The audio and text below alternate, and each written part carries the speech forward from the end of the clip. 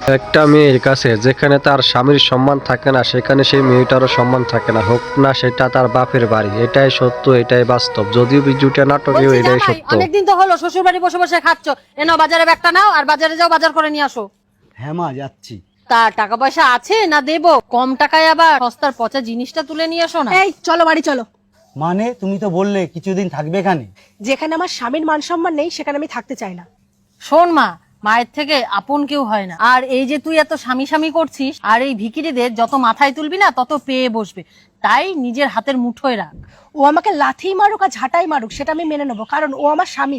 আমি ওকে পছন্দ করে বিয়ে করেছি।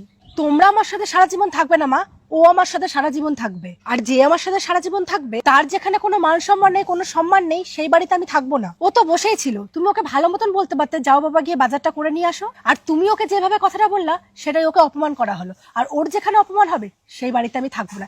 এই চলো চলো। একটা মেয়ের কাছে তার স্বামী হচ্ছে সব থেকে বড় সম্পদ। যেখানে তার স্বামীর সম্মান নেই সেখানে তারও সম্মান নেই, হোক না সে বাপের বাড়ি।